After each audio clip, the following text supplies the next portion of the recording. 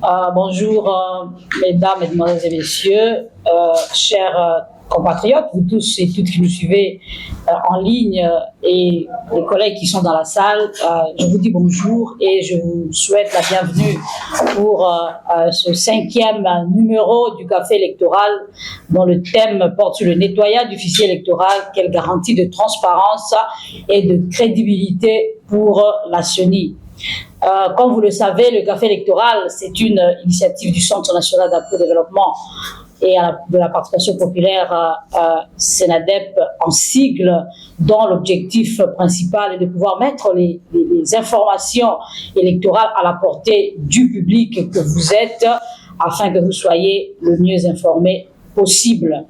Et notamment, le Café électoral réunit les experts et expertes de la société civile et tout citoyen et citoyenne qui est intéressé par les questions électorales à pouvoir donner ses avis et considérations sur le déroulement du processus électoral. Merci beaucoup, chers collègues, vous tous qui êtes dans la salle.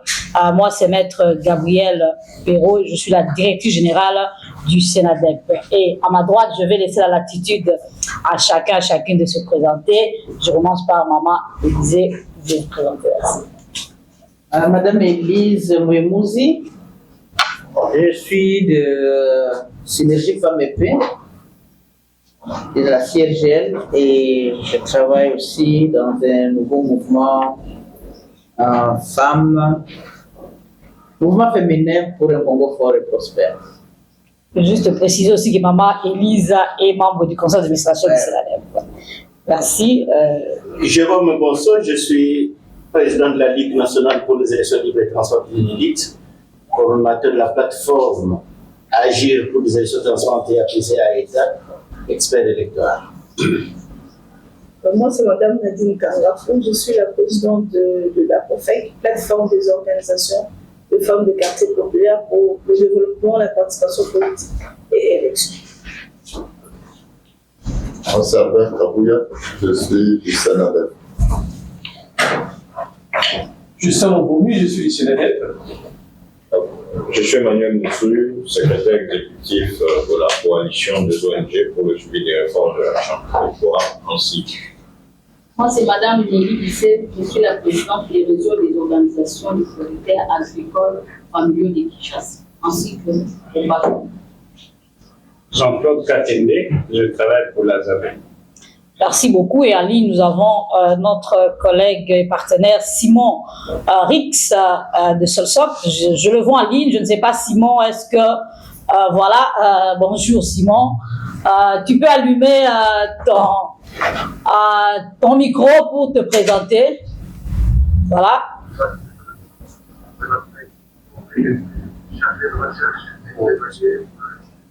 Simon, on t'entend à peine. Est-ce que tu peux hausser le volume?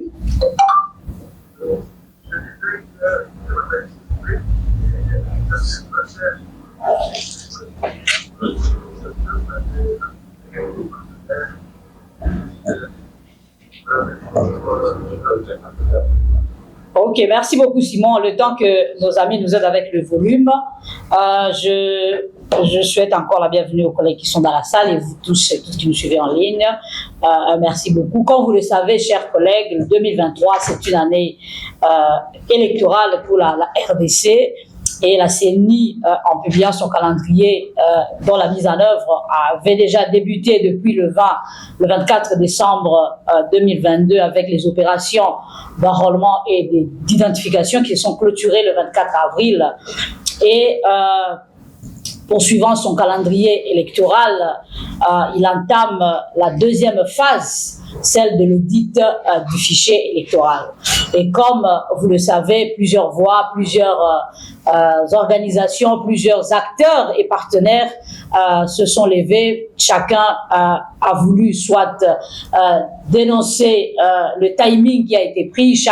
D'autres personnes pensent que la CENI devrait surseoir, devait prendre en compte l'expertise interne, d'autres pensent qu'il fallait prendre en compte l'expertise internationale. Donc il y a tout un tas d'obligations, tout un tas de choses qui ont été recommandées à la CENI à ce jour, et nous pensons que autour de cette table, nous allons y revenir petit à petit. Mais avant d'entrer dans le vif du sujet, j'aimerais quand même qu'on fasse ce que nous faisons d'habitude, un tour de table sur la lecture du processus à ce jour. Chacun des participants devrait donner sa lecture sur le déroulement du processus.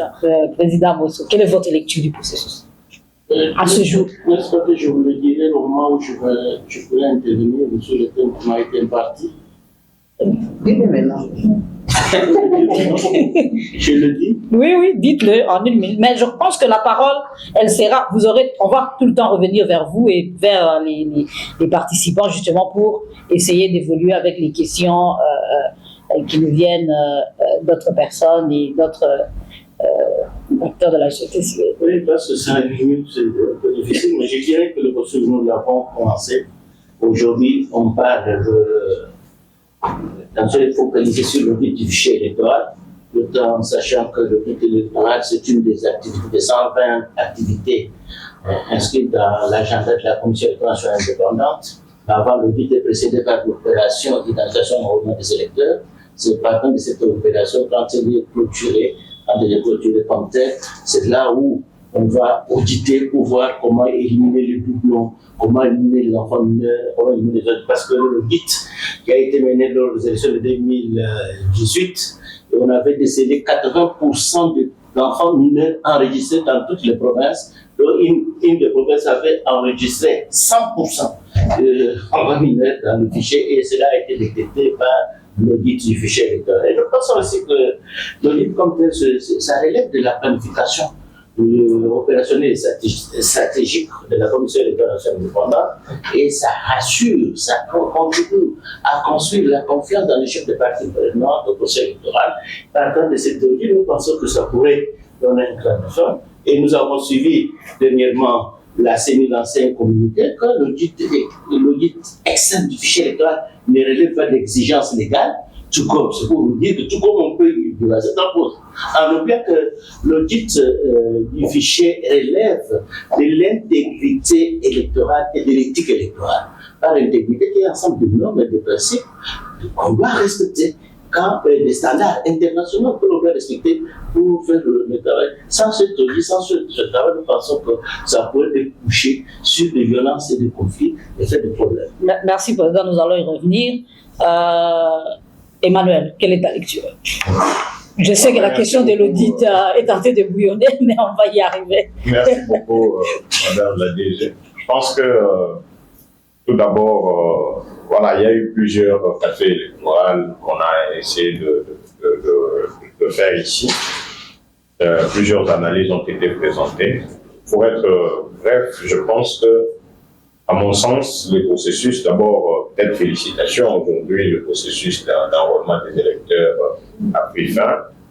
La CENI a donné tous les chiffres, n'est-ce pas, par rapport au nombre d'enrôlés, par rapport à, je pense, à 49 millions qui étaient attendus. On est autour d'une quarantaine de millions.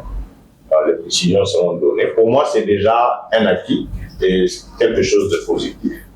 Et à côté de ça, je pense que dans plusieurs analyses qu'on a eu à faire auparavant, on peut constater que il y a eu beaucoup de ratés dans ce processus-là. D'ailleurs, notre crainte, c'était justement celle de voir que plutôt le processus de cette année puisse être encore, n'est-ce pas, moins bon que les autres précédents, alors qu'on considère que à la troisième fois, on devait avoir quand même un peu plus d'expérience et puis voilà.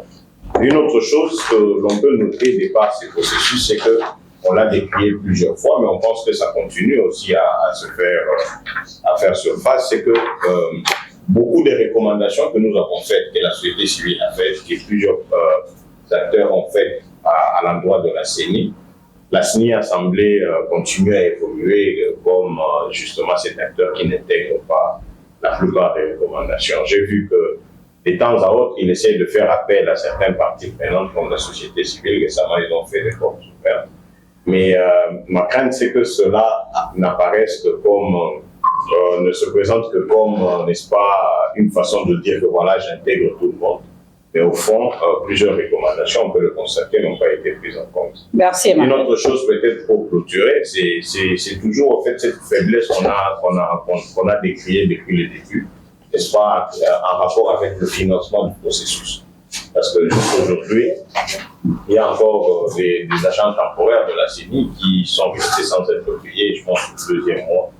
Et donc, le financement du processus reste un problème jusqu'aujourd'hui. Je pense que ce sont des choses qu'il faut que le gouvernement puisse y prendre. Merci beaucoup, Emmanuel. Oui, comme vous le savez, chers collègues et chers participants et participantes qui nous suivez en ligne, les 4 cafés électoraux précédents nous ont permis de passer en revue un certain nombre de points, notamment la question de la sécurité dans le processus, la question du financement des élections, la question de la prise en compte des difficultés ou des défis liés même à l'enrôlement, les kits électoraux, etc., et même les agents électoraux.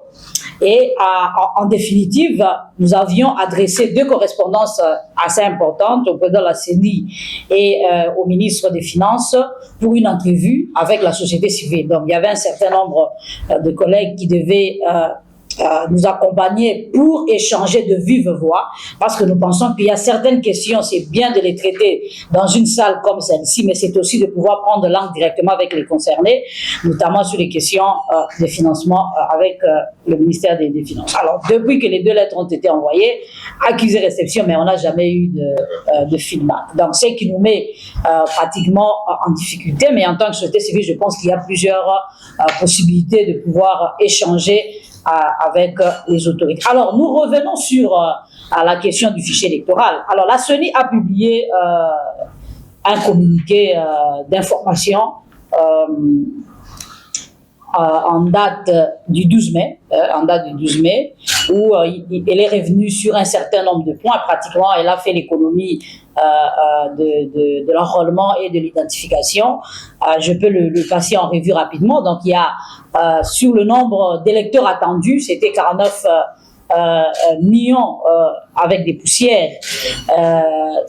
Il y a eu 47 d'enrôlés, au moins 97,14% qui ont été enrôlés.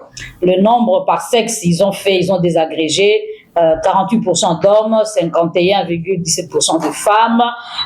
Les nombres d'enrôlés par empreinte, c'est au moins 0,6%. Le nombre d'électeurs enrôlés sans iris, 0,9%. Le nombre des majeurs à l'horizon 2024, 10%. Le nombre d'enrôlés à l'étranger, bon, ils ont donné juste le chiffre, 12 000 enrôlés. Nombre d'enrôlés par témoignage, 4 millions qui fait 9,3%. Donc, c'est un peu l'économie de ce qui a été fait. Et aujourd'hui, c'était hier, le 15, je ne sais pas si ça a commencé, en tout cas, les experts vont nous le dire, l'audit devait commencer pour nettoyer le fichier, voir dans quelle mesure ça va se faire. Et comme nos amis de la société civile ont posé la question, j'aimerais que les participants nous fassent un peu cette différence entre nettoyage, audit, ne comprennent pas un peu tous ces termes qui se donnent, Maître Katende. Maintenant, c'est l'heure de l'audit. Beaucoup de voix, beaucoup de déclarations, beaucoup de communiqués ont été faits. Mais qu'en dites-vous?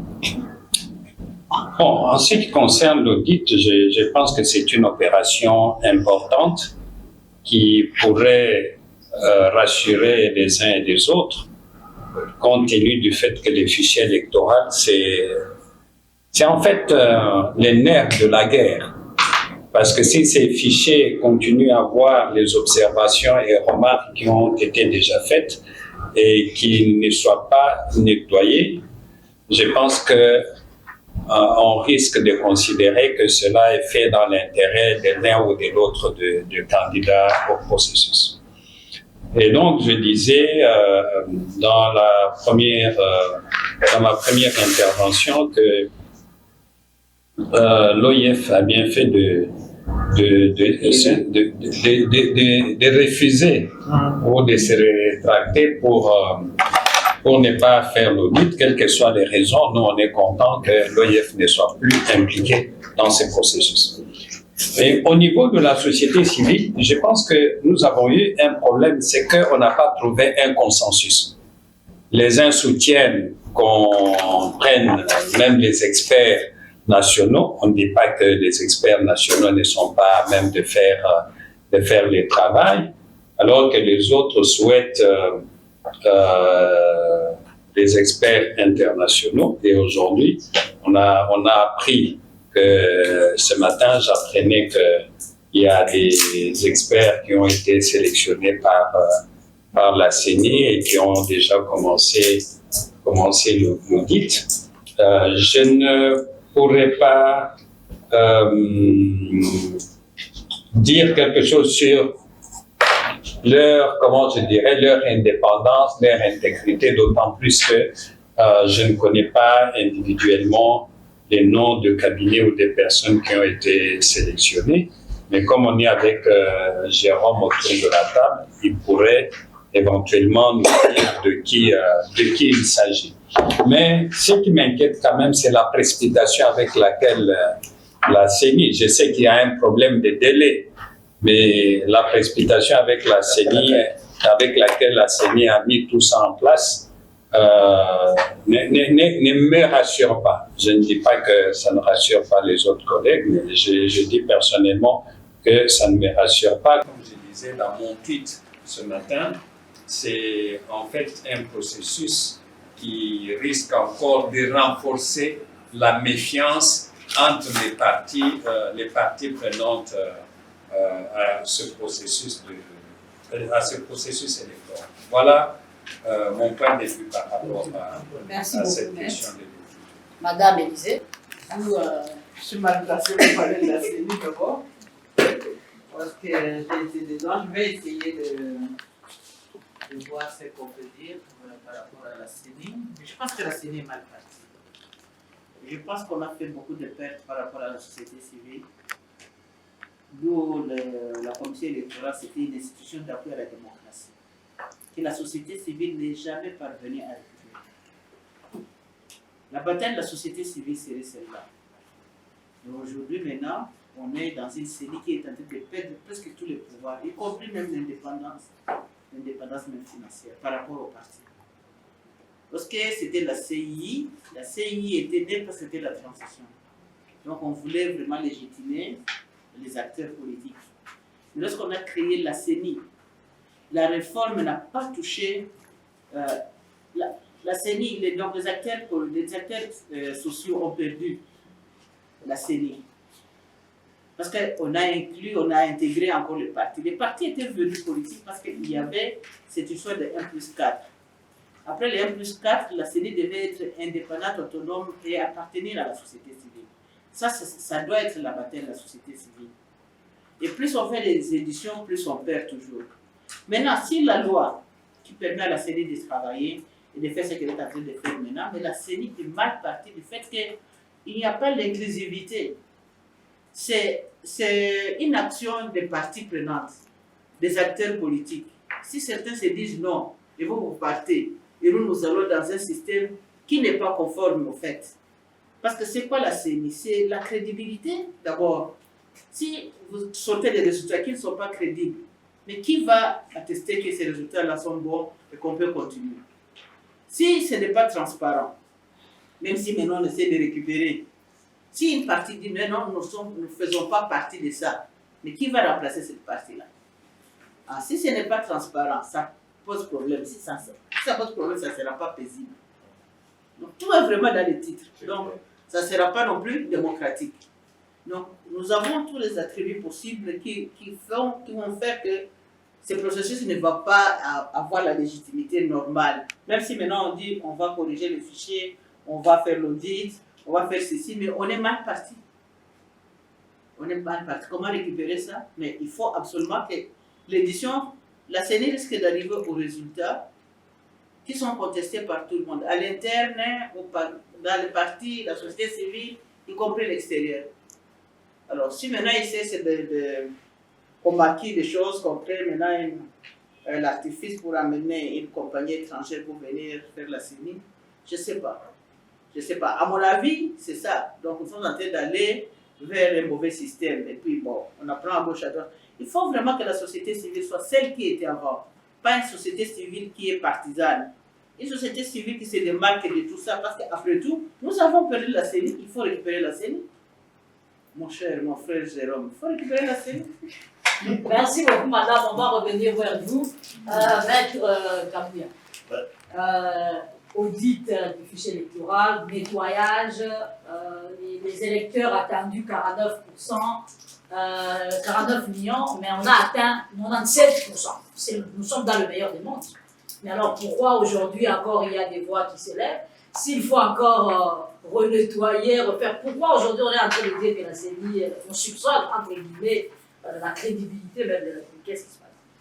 Oui, je voudrais commencer d'abord par le nombre d'enrôlés. Bon, les rapports de la CENI fait état de 97% d'enrôlés, mais je sais que dans certains territoires, les compatriotes n'ont pas eu le temps de s'enrôler, notamment une partie à l'Est, et curieusement, même sur le plateau ici de l'APK, j'apprends qu'il y a des gens qui ne se sont pas fait avoir. Et donc c'est pour dire que du point de vue même de l'enrôlement, il y a eu quand même des voix par ici, par là. S'agissant maintenant de la question du fichier électoral, je suis quand même inquiet de la manière dont une commission a été mise en place pour valider ou légitimer le fichier électoral.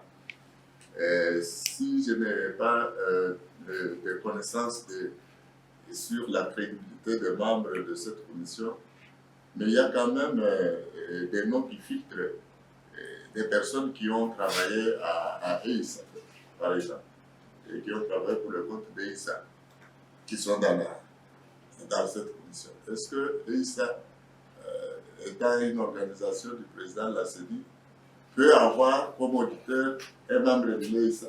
Donc ça, c'est quand même une crainte que nous, on a au niveau de la société civile, au-delà du fait que le recrutement n'a pas respecté même la loi sur la taxation des marchés publics de la République démocratique du Congo. Et donc, il y a à craindre quand même que cette commission n'arrive pas à crédibiliser les élections. Merci, maître. Par rapport aux enrôlés, la CENI dit qu'il a enrôlé 7% de la population. Mais cependant, nous voyons, parmi les fichiers, il y a des enfants, des mineurs. Nous voyons, il y a même des gens qui se sont enrôlés, mais par photo. Nous voyons des gens qui sont dedans, pas seulement des mineurs à l'âge de 15 ans, 16 ans, des 2 ans, des 3 ans. Oui, on a vu ça. Est-ce que ça laisse à désirer? Parce que ce sont les mêmes gens qui sont dans le même point, qui ont travaillé depuis que la CENI existe jusqu'aujourd'hui. Là, nous sommes en train de nous poser la question, est-ce que la CENI a eu le temps de sensibiliser leurs membres de ces points-là, ou c'est ce qu'ils font ça à dessein?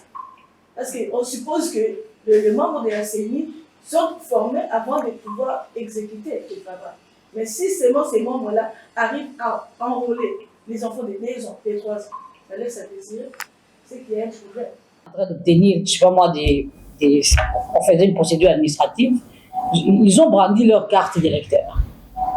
Alors, j'étais un peu étonné, un peu tiqué pour dire, bon, quand la CENI donne le chiffre de 97%, il y a un peu de tout. Hein, peut-être qu'ils ont la nationalité, on ne sait pas.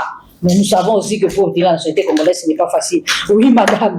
Moi, j'interviens aussi, surtout pour l'effectif là, ou bien les enrôlés là, qui sont signés, les 49 là. Parce que nous sommes dans les quartiers. Il y a des gens qui réclament. Il y a des gens qui ne vont pas se faire enrôler. Mais jusque-là, l'effectif là, c'est par rapport à les enrôlés là, ils ont enrôlé les mineurs, tout ça. Mais dans nos cas, par exemple, moi je suis de Djang. À Djang ou bien en Céline, il y a 40% des gens qui ne se sont pas enrôlés. Et d'où proviennent ces enrôlés? Merci maman, j'aimerais juste préciser que nos mamans sont vraiment celles qui travaillent avec la base. Elles sont dans les milieux avec les personnes qui sont vraiment dans les milieux périphériques de la ville de Kinshasa. Elles accompagnent ces organisations et elles savent généralement ce qui se passe à ce niveau-là, surtout au niveau de Maluku, combien les gens auraient voulu se faire enrôler, mais compte tenu, bon, la CENI dit que la sécurité, les questions sécuritaires n'ont pas permis à ce qu'une partie de Maluku soit enrôlée. Je pense qu'on va revenir avec le président Bosso. Audit électoral, la crédibilité de la CENI, la crédibilité même des personnes qui ont été retenues comme experts. On nous dira que d'autres sont des anciens de l'EISA. Ce sont des noms, entre guillemets, inconnus. Voilà, comme Oui, nous disons que, avant de répondre, j'ai dit à Jean-Claude que j'ai lu le communiqué, on a donné le nom de gens qui vont faire le but de la CENI. Je vais vous transférer si vous n'en avez pas, je sais que vous n'avez pas encore consulté votre note. Il y a 5 personnes, dont 3 sont des Congolais et 2 personnes sont Malawi, une Malawite et une africaine du Sud. Africaine, on a donné les biographies, ils sont là et nous avons aussi vu comme tout le monde. Et la question se pose sur l'audit. C'est le souci de déterminer le corps électoral. C'est le souci d'avoir des listes électorales fiables. C'est le souci d'avoir des listes électorales fiables qui ne vont pas être à la base de contestations et des conflits de violence. Et c'est cela, on passe par le mécanisme qui est exigé pour la transparence, l'inclusivité, l'intégrité et l'éthique des opérations électorales. C'est là où on recourt au type d'audit. CENI vient de faire son premier audit interne. C'est là, la CENI nous a donné des chiffres, ce sont des chiffres bruts. Ce sont des chiffres bruts. Et ces chiffres bruts, on doit encore les tamiser par l'audit externe. Parce que par l'audit externe, on doit passer par le logiciel. Il y a les logiciels qu'on appelle le logiciel des détecteurs de doublons, le logiciel détecteur de bureau de vote. À son temps, on avait recours à logiciel IBS et ABS. Et aujourd'hui, on recourt à un logiciel qui doit détecter l'iris, comme la CENI a fait, ainsi de suite. Et quand on parle de l'audit, il y a une chose. L'audit, nous avons eu la chance d'assister, d'être assimilés à l'équipe du général Sankaré en 2018 quand on a fait l'audit du fichier électoral. On audite quoi? Il faut auditer ce qu'on appelle le serveur central. Il faut auditer ce qu'on appelle le serveur backup. Le serveur central, c'est cet outil-là qui contient toutes les données de l'opération d'identification et enrôlement. C'est cet outil-là, il y a central, il y a le serveur backup. En cas d'incendie au siège, là où c'est tout le serveur central, il faut recourir, pour ne pas perdre toutes les données, il faut recourir au serveur backup. À l'époque de Moïse Mulunda, je pense, madame, si vous savez ou peut-être vous ne savez pas, parce que c'était une question beaucoup plus politique, on avait caché le serveur backup à Brazzaville. On avait caché le serveur, l'autre serveur, on avait caché ça en Belgique. On avait caché, c'était en France, des questions beaucoup stratégiques. Pourquoi on cache ça? Pourquoi on dépose ça là-bas? C'est une façon aussi d'hypothéquer, c'est une des raisons qu'on a refusé le livre, une question d'hypothéquer notre souveraineté. Parce que quand on prend les serveurs, les données géostratégiques de la population, par un pays batteur, on peut vous neutraliser en Europe. Donc cela est un méthode de côté. Maintenant,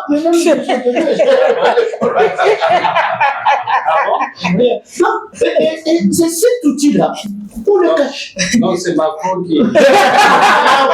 Vous avez refusé, non, de passer ce gâteau. On fout l'eau le plus pour se cacher dans la rivière.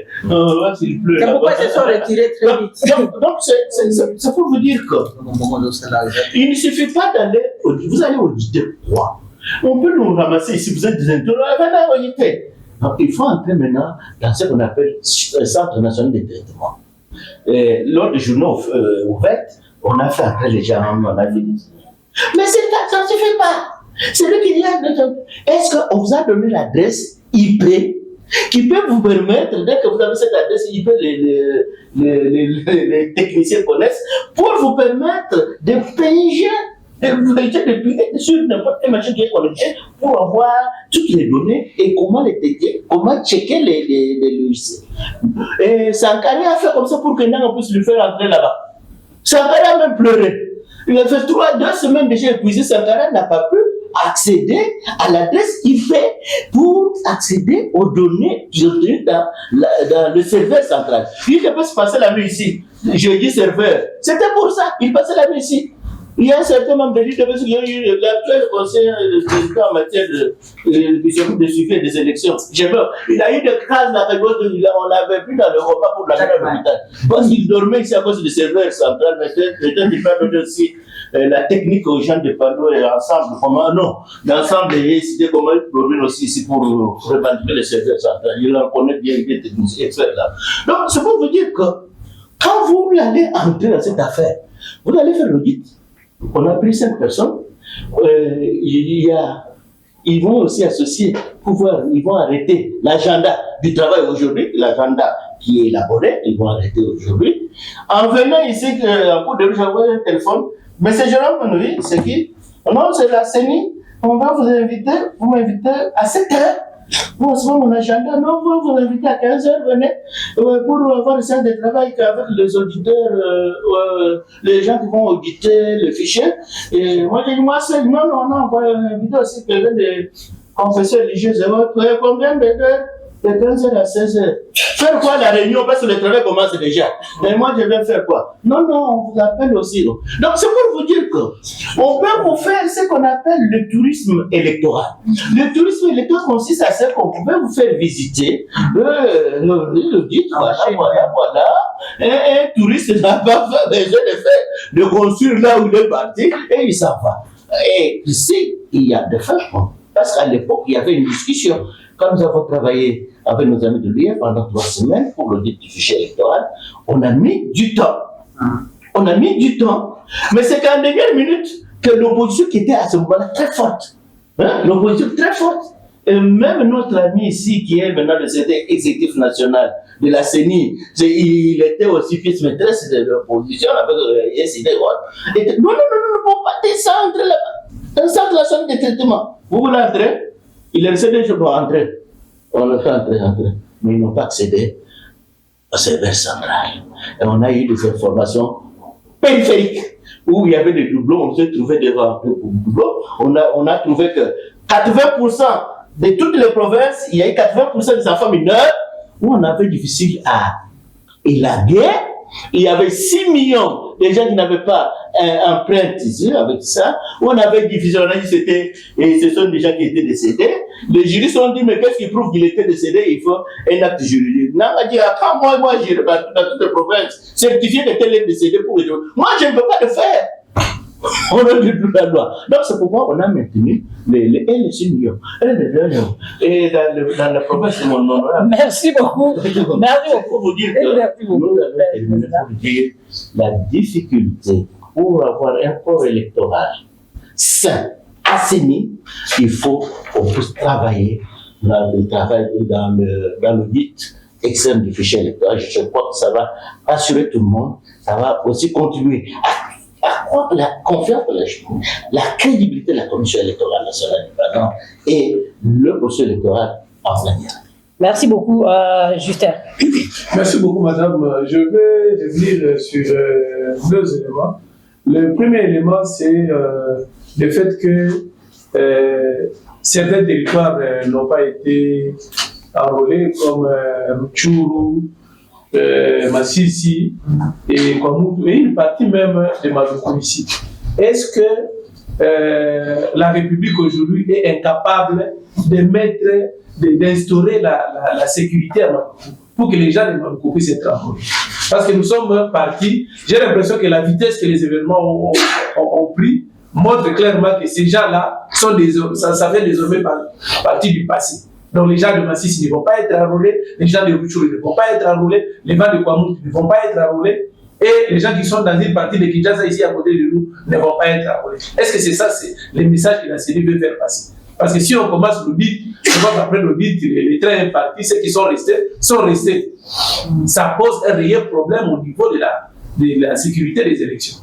Qu'est-ce qui nous dit que pendant les élections, les gens ici à Kinshasa vont voter si nous acceptons que les gens qui sont ici à côté de nous, à Maluku, ne doivent pas être enrôlés? Ça, c'est un problème sérieux sur lequel nous devons réfléchir et apporter quelques propositions à la CENI. Je pense, à mon avis, qu'à côté ici à Maluku, les gens peuvent se faire enrôler. Même à Kwamutu, ce sont des coins où il y a des mécanismes qu'on peut mettre en place pour aider à ce qu'il y ait des enrôlements. Le deuxième élément, c'est l'audit en question. Les problèmes, on a parlé de la transparence de la manière dont les gens ont été recrutés. C'est hier où on discutait, ils ont donné un communiqué, je crois avant-hier, qu'ils avaient reçu 200 propositions. Aujourd'hui matin, on nous dit non, on a retenu 7 personnes. 5 personnes.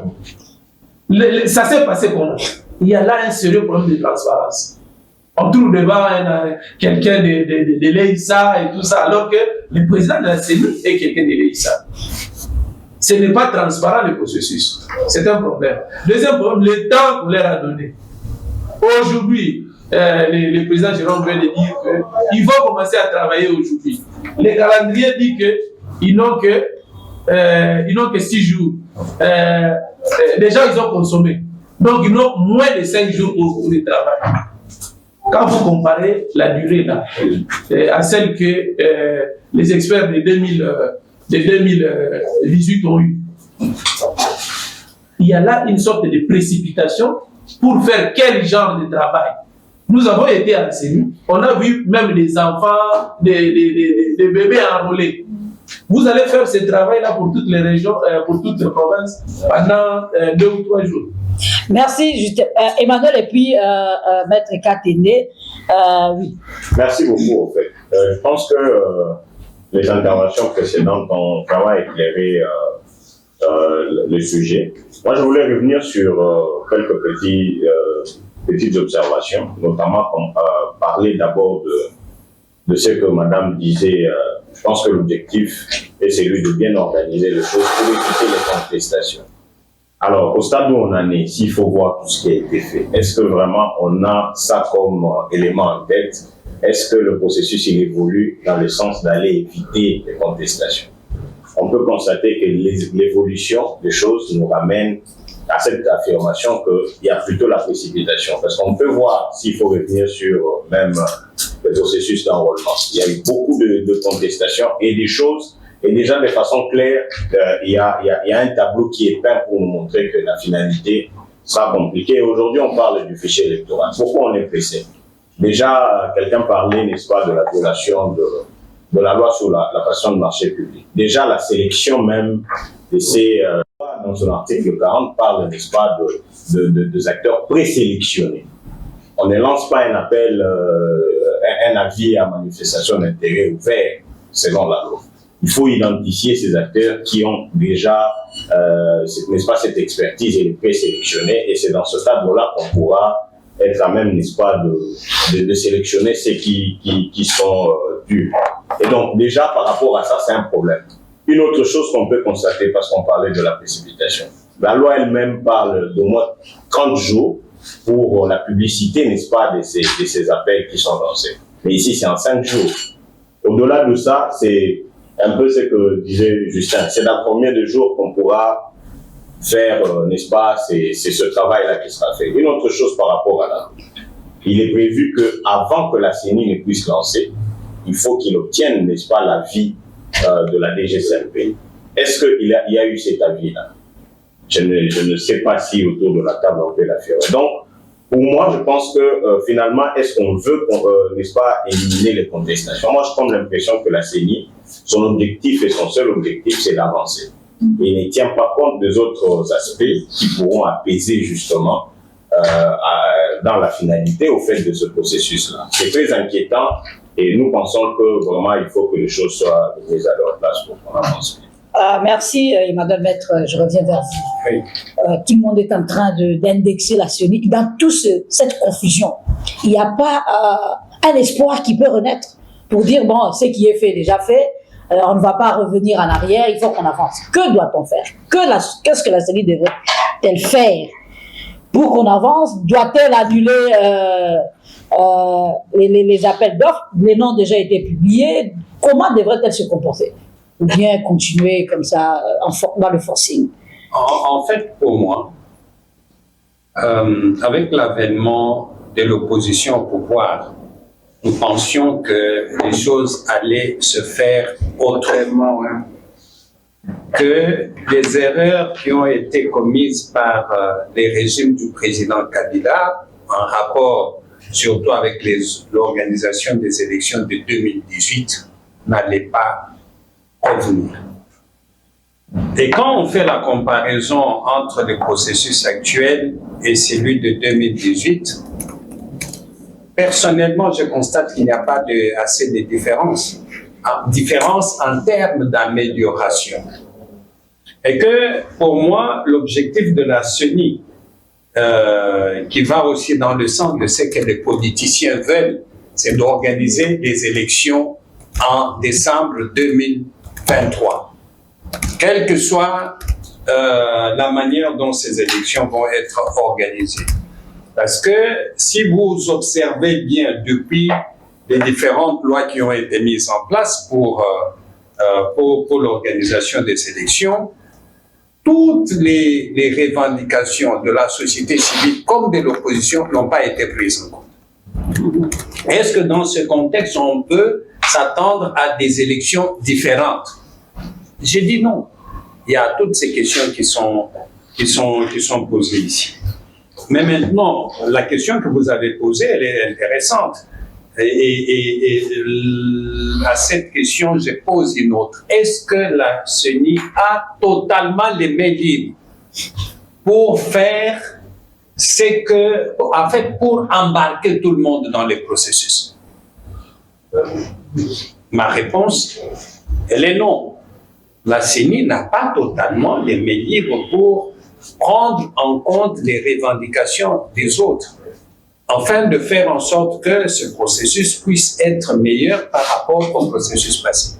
Et je pense que la préoccupation de la CENI, il me semble, n'est pas d'améliorer les processus, mais c'est d'organiser les élections, quelle que soit la manière dont cela est fait. Et l'exemple le plus récent, c'est la manière dont on a recruté les 5 ou les 6 personnes. Est-ce que vraiment avoir seulement cette petite séquence, on peut se dire qu'on est sérieux? Merci beaucoup, Madame Andeka. Audit du fichier électoral, violation de la loi sur la passation de marché, raccourci des délais, non-obtention de l'autorisation de la direction des passations des marchés publics. Qu'en dites-vous? C'est vous qui donnez vous représentez la société civile dans la direction, dans le comité en tout cas, sur les questions de passation du marché. Quelle est votre lecture par rapport à ça? Donc, ce sont des... Merci beaucoup. Je voudrais vous appeler. Bonjour d'abord. J'ai terminé mon mandat depuis l'année passée. De toutes les façons, moi j'aurais bien voulu que la CENI se rattrape au moins à ce niveau. Parce que c'était prévu qu'il y aura un audit. Comme c'était prévu dans la démarche, vous savez que c'était un marché public. Donc dans la démarche, il fallait déjà prendre des dispositions pour respecter les règles par rapport aux lois qui régissent le domaine des marchés publics. Donc déjà, quand on n'a pas prévu ça, ça fait un quoi pour nous qui sommes de la matière, même si je sais que la personne qui est le responsable de la cellule de marché public, c'est quelqu'un qui connaît très bien les marchés publics, qui a travaillé à l'ARMP comme secrétaire permanent, qui a suivi toutes les formations, qui a une ancienneté. Donc je ne comprends pas, moi, à ce niveau, que la CENI dans son ensemble et la cellule de marché public n'ont pas pu faire cette démarche. Il y a beaucoup d'entorses ou d'énervement de la loi pour faire une liste restreinte, pour commencer par faire une liste restreinte, il faut justifier cette démarche auprès de la DGCMP qui donne l'autorisation déjà au niveau de vous permettre d'avoir une liste restreinte et par rapport au respect des règles. Est-ce que la DGCMP, parce qu'il faut aller vérifier, hein, parce qu'on a vu beaucoup de choses aussi avec la DGCMP qui, elle aussi, ne respecte pas les règles. La DGCMP aussi ne respecte pas les règles. Moi, je suis dans le dire. Parce qu'on peut venir avec un dossier aujourd'hui, elle n'a pas examiné, et puis on donne un avis. Il faut aller vérifier dans ce côté-là, parce que la CENI peut vous dire que j'avais reçu les autorisations. Mais est-ce qu'on a respecté les règles pour autoriser? Moi j'ai mis des réserves. Parce qu'on peut aujourd'hui, j'ai reçu les autorisations. De deux, il donne des autorisations par rapport au. Il peut donner les autorisations pour raccourcir les délais. Est-ce que ces autorisations-là ont été données? Il faut aller vérifier. Il ne faut pas demander à la CENI, il faut aller vérifier à la DGCMP. Donc, quant à ce qui concerne, déjà quand on n'a pas respecté cette démarche, moi, je crains que ça ne soit pas crédible. Donc, on revient à la case débat où on n'en fait qu'à sa tête. On l'a déploré la fois passée, où on n'en fait qu'à sa tête et on renie toutes les mains tendues. Nous sommes en train de tendre la main à la CENI à travers ce café électoral pour dire voilà. On refuse toutes les mains tendues pour que nous puissions travailler ensemble et rendre crédible et transparente la démarche des élections. Donc je ne comprends pas et je ne comprends toujours pas, je l'ai dit la fois passée, est-ce que les cadres de concertation tels que nous l'aurions voulu fonctionnent? S'il faut un matin appeler monsieur Bonjour pour dire venez, c'est eux qui font le choix, c'est eux qui décident de qui participer. Ça c'est pour légitimer la démarche et je ne sais pas si on va s'en sortir. De toutes les façons, c'est vrai, on a compris que la démarche c'est de faire les élections fin 2023. Ça, c'est... Ils l'ont affirmé dans leur communication. Ça, c'est... On ne peut pas les réunir. Mais il y a lieu d'apaiser, que tout le monde se l'approprie et que nous puissions aller vers ces élections. Sinon, on a déjà beaucoup de problèmes de sécurité. Sinon, ces problèmes-là vont s'aggraver. Merci, madame. Alors, madame Élisée et puis le président Bosso. Madame Élisée, oui. Est-ce que Jérôme avait postulé? Non. Il a été coopté comme ça. Dans les experts de l'audit. Non, Il n'a pas postulé. il y a 5 noms. 3 nationaux qui sont connus et 2 Non, en fait, je m'excuse. Ah oui, c'est d'accord. Dans les 200. Non. Dans les 200. Dans les 200. On n'a pas pris, on n'a pris que seul. On va revenir parce que c'est une question très importante. Comme vous le savez, il y a même le FEAC qui avait approché la CENI pour proposer ses services. Nous connaissons l'expertise de l'EPA par rapport à ça. Mais tout ça a été balayé au profit de Saint-Louis. Oui, madame. Moi, je ne sais pas ce qu'on fait ici. Hein. Oui, c'est vrai, parce que j'ai comme l'impression que nous sommes maintenant habitués à faire de la complaisance. Ça veut dire que lorsque quelque chose arrive, nous allons seulement, ou c'est le suivisme, ou seulement c'est la mode, donc nous allons suivre. Même si on sait que là où nous allons, ça n'ira pas. Ça, c'est d'abord les fichiers. Mais il y a la partie importante de la CENI qui concerne la logistique. Il va déployer comment? Quel est le matériel logistique que la CENI a aujourd'hui pour déployer à travers tous les pays afin d'organiser ces élections dans les bureaux de vote? Quand je regarde même des vidéos qui montrent les provinces où les routes sont impraticables, vous êtes dans un pays où aucune voie de communication n'est fiable. Les routes, les avions, on en a combien? À notre époque, l'Afrique du Sud avait donné des avions, l'Angola avait donné des avions, le Congo-Brazzaville avait donné des avions, et la MONUSCO, 80% du matériel de la CENI était déployé par la MONUSCO. Sans cette assurance, vraiment, il faut rêver. J'ai entendu quelqu'un me dire, non, comment c'est mal les résultats des autres CENI là, et publier ça. Ça, c'est intéressant. Non, nous sommes ici en train de faire une chose, et les autres font autre chose.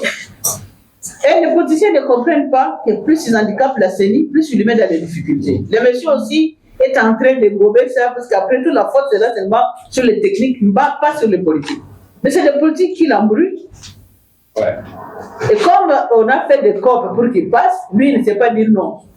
Comment est-ce possible, vous êtes en train de gérer la CENI, vous avez les délais, mais vous n'avez pas les finances. Et vous continuez, et nous continuons. Nous soutenons la CENI en quoi? Parce que des dépendances financières, il devait l'avoir. Mais il l'a perdu. Or, les autres CENI l'ont eu. Tu ne peux pas travailler sans les moyens pour travailler.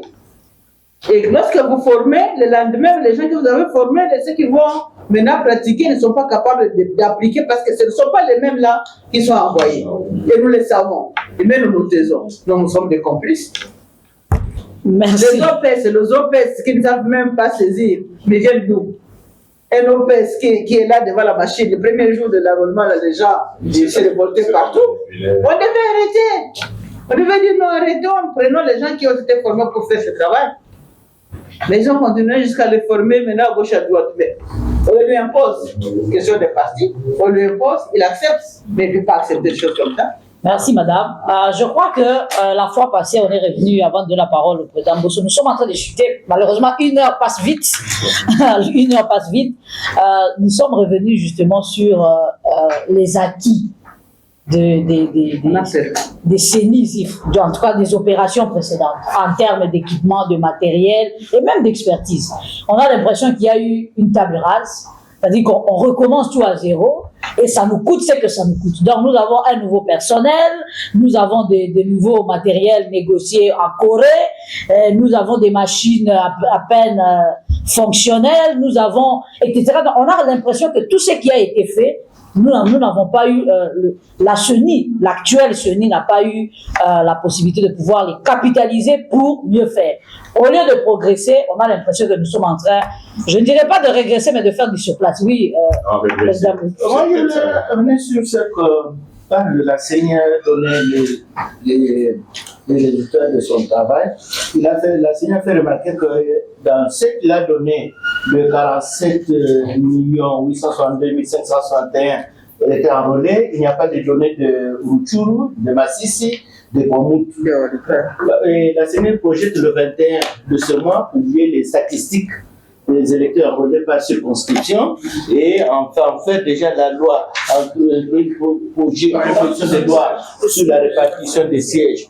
Madame, quand on envoie ça, la répartition des sièges, on prend ce qu'on appelle le quotient électoral. Le quotient électoral se calcule en fonction du nombre des électeurs enrôlés, divisé par le nombre des sièges 500. À ce moment-là, on a un qu'on va donner à chaque province pour avoir des sièges chevaux. Voilà, vous allez diviser le nombre de chevaux province par tête. Ça, c'est pour la députation nationale. Pour la députation provinciale, le nombre des électeurs enrôlés, on le divise par 780. Et chaque province va maintenant se répartir. Mais quand on va le faire, et que le nombre des électeurs de Rutshuru, de Massissi, de Kwamutu ne sont pas dans les corbeilles de 5 ans pour diviser 5 ans. Vous voyez, il y aura vraiment un déséquilibre. Ça, c'est un. De deux, le temps. Oui, le temps, le CENI, même 6 jours, peut-être, le CENI est allé avec son calendrier, avec le délai critique et le délai compressé. Il y a d'autres délais où, si vous bougez, vous allez au-delà, vous glissez. Parce que tout le monde a peur de glisser. Vous savez, à son temps, en 2018, nous avons eu des vocables intéressants. Et les gens disaient les élections vont tenir à temps réel, au moment opportun, à une date convenue. Et tout le monde a inventé des concepts électoraux. Et maintenant, parce qu'on était sûr qu'on n'allait pas, on n'irait pas aux élections dans le délai en 2016. Et moi, j'avais fait une étude qui avait démontré que c'est une utopie d'aller aux élections en 2016. On va aller à 2018 parce qu'il faut 32 mois. Et j'ai été tenté de tout le monde. Mais maintenant, ici, nous disons ceci, madame. Si la CENI, parce qu'on doit sauver cette opération. Et Jean-Claude a dit l'enjeu politique. L'enjeu politique, c'est quoi? Moi, je suis président de la République. Je vois mon premier mandat. Si je retarde pour glisser, il y aura dialogue. Il y aura encore une tentative de nous allons nous partager le pouvoir avec les autres. Je dois tout faire pour faire même un forcing qu'on appelle un forcing électoral. Et à ce moment-là, c'est au deuxième mandat où je dois dire maintenant, le fichier, on doit l'auditer en 2 mois. On doit faire, parce que le premier fichier, en 2006, nous avons audité le fichier, c'est avec 25 millions d'électeurs, ça 13 mois. Avec 32 millions d'électeurs, 18 mois. 15 mois. Avec 42 millions d'électeurs, 18 mois. Et maintenant, le fichier, c'est plus de 5 ans, nous mettons 3 mois. 3 mois. Ça, c'est vraiment l'espoir. Et moi, j'avais mesuré cela en termes techniques que si on recourait aux machines, à la technologie des dernières générations, on pourrait s'en sortir. Et ici, la CENI dit qu'on va l'auditer dans moins de jours. Avec quel outil? Avec quel genre de logiciel? Les amis, pas les amis, les gens qu'on a recrutés, parce qu'ils viennent avec quel outil informatique pour entrer dans le serveur central et auditer le fichier sur une méthodologie, sur une approche méthodologique tablée sur l'efficacité et l'efficience pour que les 5 jours ici puissent suffire. Mais sinon, non pas, ça ne doit pas se faire. Je vous glisse une question. Vous pensez qu'on peut leur donner combien? 3 mois? Non, on ne va pas leur donner. Le problème, c'est le temps. Même comme nous avons fait avec Sankaré, parce que Nanga ne voulait pas qu'on puisse entrer dans le centre de traitement. Et on faisait là du tourisme, on restait le matin jusqu'à 2h15, on rentrait. Et Sankara, il dit, mon cher Jérôme, comment moi j'étais général de mon pays, voilà comment on me dit. Non, c'est comme ça. Quand on est dans la situation là, on nous a nargué là-bas. On peut faire ça aussi. Le nombre de jours ne bosse pas. Le problème est quelle approche ils vont utiliser pour faire cela. Mais parce que tout est maintenant politisé, il y a des délais politiques pour notre père, et là, il ne peut pas aller au-delà. Et c'est pourquoi nous avons autant de difficultés. Donc, c'est l'enjeu politique qui fait des choses. Comment récupérer? Récupérer, c'est investir. Parce que maintenant, on a dit que la CENI ne fait pas le travail, ne fait pas. C'est nous devons lutter pour qu'on puisse contribuer à la transparence et surtout à l'intégrité électorale, que j'ai défini comme ensemble de normes et de principes universels dans l'organisation des élections. Quand bien même, la CENI nous a bien répété que l'audit externe du fichier électoral n'est pas une exigence légale, mais c'est une exigence d'éthique, ensemble de vertus et de valeurs. Il a l'exigence, l'intégrité. Il a de suivre de la crédibilité et de la CENI et du processus, faute de quoi on risquerait de se tuer dans la violence et les condamnations. C'est pourquoi nous avons tout intérêt à avoir le temps qui est là, qui est le nôtre. Comment nous allons faire rentrer la CENI? Est-ce que nous sachant qu'il y a déjà de faux pas qu'il faudrait recadrer? Merci beaucoup. Alors, nous sommes presque à la fin. On va faire un tour de table. Chacun pourra donner sa dernière impression. Que faire? Qu'est-ce que la CENI doit faire? Qu'est-ce que la société civile doit faire? Qu'est-ce que le gouvernement doit faire? Voilà. Et même à Kinshasa ici, pour que nos compatriotes puissent être enrôlés, pour éviter que qu'il n'y ait pas de crédit dans la répartition des sièges. Ça, je pense que pour moi, ça peut se faire si la volonté y est. Figurez-vous qu'ici, à Maluku, si on n'est pas capable d'assurer la sécurité à Maluku, enfin, à quoi bon être un gouvernement si on ne sait pas assurer la sécurité d'une partie de Kinshasa? On va se lever un matin ici, nous allons courir dans tous les sens, parce que ces gens-là sont arrivés dans nos communes ici. À Maluku, ici, nous sommes à Kinshasa. Merci beaucoup. Merci beaucoup. Avec les élections. Merci beaucoup, Justin. 97% d'électeurs, alors qu'il y a d'autres coins de la République qui n'ont pas été, dont les personnes n'ont pas été enrôlées. Peut-être si on les intègre, il y aura un surplus. Non, on est dans les 100%. En matière d'organisation des élections, madame, quand vous faites une planification et que vous avez au résultat de 100% en ce qui concerne l'intervention, c'est anormal. Voilà. Ok. Donc, vous avez déjà la réponse de tout ce qui nous suivait à travers. Parce que c'était la question assez principale. Si déjà dans ce contexte d'insécurité, de défaut, de modicité de financement, etc., nous sommes à 97%, et qu'il y a des coins qui n'ont pas été enrôlés, nous supposons que si ces coins-là étaient enrôlés, nous serons au-delà de 100%. On nous dit que c'est déjà une anomalie dans le processus électoral. Oui, nous suivons. Non, mais juste dire que voilà, la CENI doit vraiment s'organiser et organiser les élections pour le bien du titre, pour le bien de la population congolaise. Et donc, je voulais peut-être placer un mot sur cette question, n'est-ce pas, de la planification, parce qu'on l'a relevé ici. On peut se rendre compte que dans les éditions passées, on avait fustigé le fait qu'on n'arrivait pas justement à cerner la CENI, à cerner le niveau, n'est-ce pas, de la planification qu'il y a. Et aujourd'hui, Mme Andeka l'a relevé, on peut constater que les choses se font comme s'il n'y a pas une planification. Alors, qu'est-ce que moi je pense de la société civile? J'ai envie de dire que la société civile, comme on le dit ici, a une forte responsabilité. Nous devons anticiper les réflexions pour voir où est-ce qu'on peut toucher pour récupérer la situation.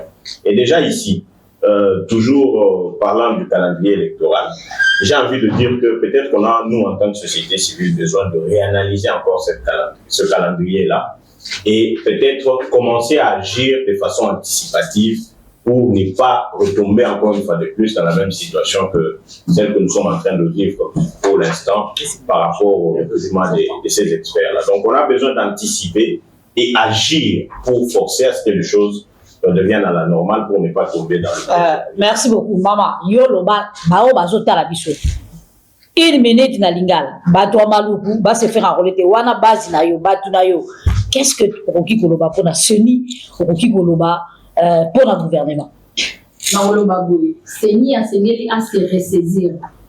Et surtout parce que na ebele ya ba bazali na ba point wana ba se ba s'enrôler te. Quand on va s'enrôler te, tout le monde a déjà que tout le qui est dans le ya mabi. Et tout ça ba résultat à malamu. Et tout ça contester ba résultat nyo so ba récibition wana. Parce que ebele ya bato ba s'enrôler te, comment c'est fait que tout ça na résultat on ba récibition. Il faut vraiment se ressaisir. Puis d'un côté, il y a le gouvernement qui est côté mais il y a insécurité. Il y a insécurité. Tout le monde a le là. Et là, on va pour il y a pour dévier pour la manigance. Merci, maître. Une minute. Ouais, je vais faire moins d'une minute. Voilà. En disant tout simplement que la question importante est qu'est-ce que nous, société civile, devons faire. Et par rapport à ça, je pense qu'il est important, si nous voulons mener une action qui puisse faire fléchir la CENI, parce que politiquement, la CENI est bloquée et est prise en étau par les politiciens, c'est de voir quelles sont les synergies que nous pouvons établir avec d'autres forces pour avoir une masse critique qui puisse faire quelque chose de nature à faire bouger la CENI. Si au niveau de la population, des organisations, des partis politiques, il n'y a pas une synergie, ils vont aller avec cet agenda jusqu'en décembre et les choses vont se faire comme si nous, on n'existait pas. Merci, maître. Je donne à maître Charles en une minute, parce qu'on est déjà à la fin. Audit, fichier électoral, que doit faire la CENI, que doit faire la société civile, que doit faire le gouvernement? Je vais parler comme société civile, ils vont dire sur l'expression de Maître Katende tout de suite. C'est d'abord faire en sorte que la société civile ait très rapidement son agenda pour la participation au processus et particulièrement sur la question de l'audit. Cet agenda doit commencer par la désignation, peut-être de manière spontanée entre nous, des experts de la société civile qui travaillent de manière constante depuis pas mal d'années sur cette question et qui peuvent travailler sur un premier draft de cet agenda qui peut être ultérieurement soumis à l'ensemble de la société civile pour recevoir suffisamment de légitimité au sein de l'organisation même. Alors peut-être que dans une troisième étape, ce document devra être présenté non seulement à la CENI, mais aussi au gouvernement pour obtenir aussi cette collaboration, cette coopération au niveau institutionnel afin d'être mise en place. Pour ce qui est de l'audit, moi je crois que les prises de position qui ont été exprimées de temps en temps, pour ce qui est du refus de l'OIF, par exemple, de mener cet audit, peut se fonder, peut se dire fondée, d'autant plus que nous avons dans la société civile, au sein de la société civile, des intelligences attitrées pour faire ce travail-là. C'est une simple question de les organiser, de les regrouper, de les structurer, de leur donner des termes et des références très clairs, opérationnalisables en tout cas, et pour que, par la suite, des ressources soient sollicitées auprès des partenaires qui ont l'habitude d'appuyer la société civile sur les différentes thématiques qui rentrent dans le cadre électoral. Mais je tiens à ce que ce travail, on a parlé de l'AETA à un certain moment, je n'ai pas trouvé ça malvenu parce qu'au sein de l'AETA, il y a des expertises claires. On peut peut-être les allonger sur d'autres organisations nationales ou internationales, mais ce regard indépendant de la société civile sur le processus électoral est tellement important parce que il est le seul qui est à même aujourd'hui de fédérer les différentes compréhensions de tous les acteurs intervenants et particulièrement des partenaires qui appuient le processus. Merci, Maître. Maman Élisée. Je pense qu'ils ont tout dit. Hein. L'essentiel a été dit. L'essentiel a été dit. Président Boss, pourquoi il ne regroupe pas les FIAC? Le FIAC est venu se proposer. Nous pensons que la CENI, comme là, étant donné qu'elle semblerait être pressée par le temps et par la tenue des élections dans le délai constitutionnel, et fait l'exception à d'autres aussi aux 3 cycles précédents où nous avons connu les glissements à chaque cycle et que les élections étaient organisées non dans le format des élections classiques, mais plutôt dans le format des élections atypiques, où on devait faire comme on voulait le faire sans respecter les standards et les normes et principes de l'organisation des élections démocratiques. Nous pensons que la CENI peut s'investir à cette opération d'audit externe du fichier électoral puisse se dérouler dans la transparence, en respectant l'éthique et l'intégrité électorale. Je crois que ça va remonter, ça va reconstruire la confiance et dans le processus et dans le chiffre des animateurs, et que ça va nous faire éviter la violence électorale.